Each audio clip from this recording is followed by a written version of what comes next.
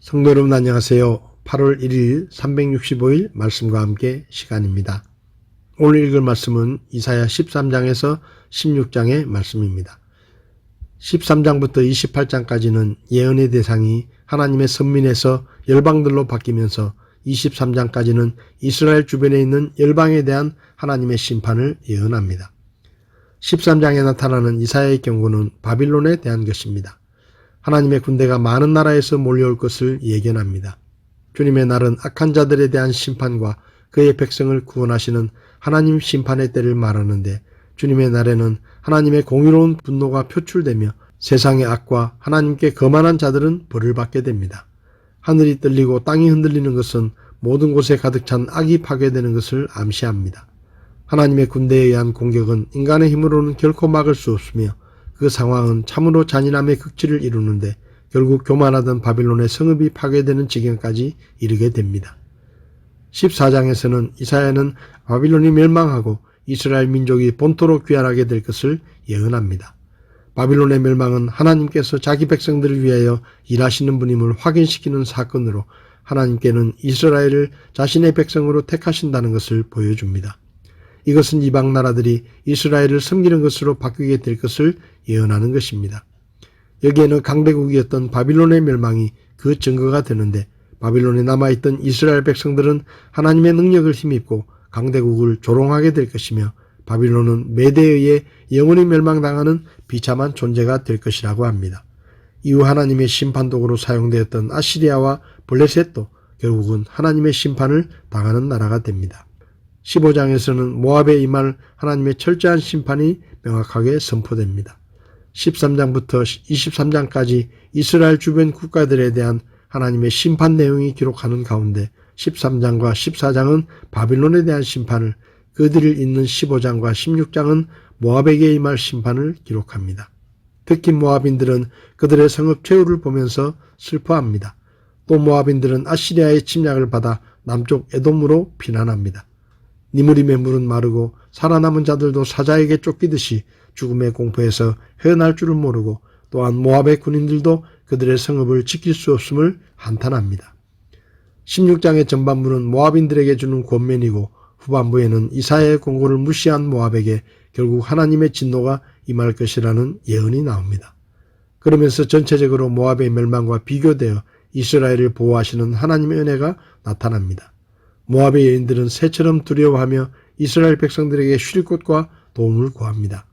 이사야는 모압이 당하는 고통이 자신들의 교만 때문이라고 합니다. 모압 백성들은 아시리아 군대 앞에 자신들의 무력함을 깨닫고 그들의 이웃인 이스라엘을 통해서 하나님께로 돌아가야 했지만 그들은 그것을 거부했습니다. 이사야는 그들의 교만으로 인하여 그들의 땅에는 소출이 없을 것이라고 합니다. 모압은 이미 많은 파괴를 경험했지만 하나님께로 돌아오지 않는 한 끝내 멸망당할 것임을 다시 선포하는 것입니다. 오늘 제 마음에 와닿은 말씀은 이사야 14장 12절에서 14절의 말씀입니다. 오 아침의 아들 루시퍼야, 내가 어찌 하늘에서 떨어졌는가? 민족들을 약하게 만든 자야, 내가 어찌 끊어져 땅으로 떨어졌는가? 내가 내 마음속으로 이르기를 내가 하늘로 올라가 내가 하나님의 별들 위로 내 왕자를 높이리라. 또 내가 북쪽의 연면들에 있는 회중의 산 위에 앉으리라. 내가 구름들이 있는 높은 곳 위로 올라가 내가 지극히 높으신 이와 같이 되리라 하였도다.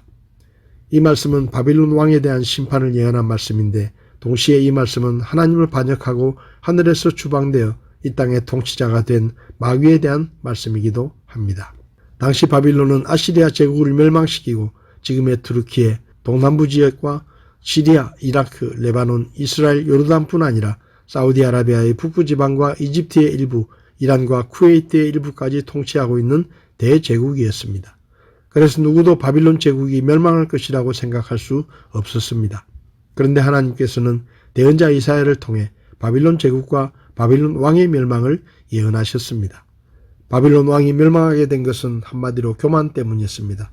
본래 바빌론은 작은 성읍이었는데 하나님께서 우상 숭배에 빠진 유다를 심판하시기 위해 바빌론이 대제국인 아시리아를 멸망시키고 큰 나라가 되게 해주셨습니다.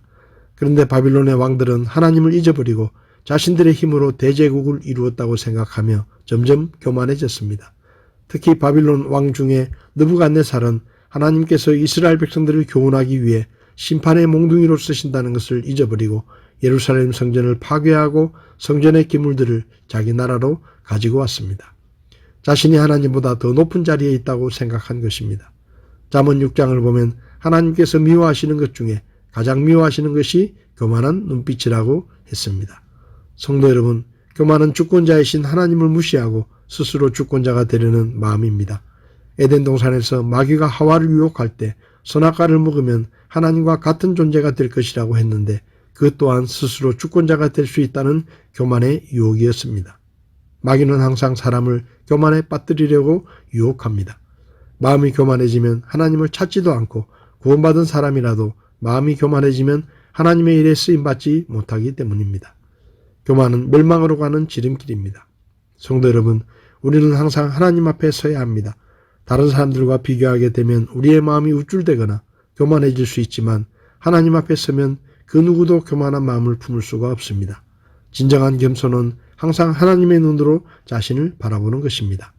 오늘도 다른 사람들과 비교하려 하지 말고 하나님의 눈으로 나 자신을 바라보며 항상 은혜와 긍휼을 사모하며 겸손한 마음으로 하나님을 섬기는 우리 모두가 되기를 바랍니다.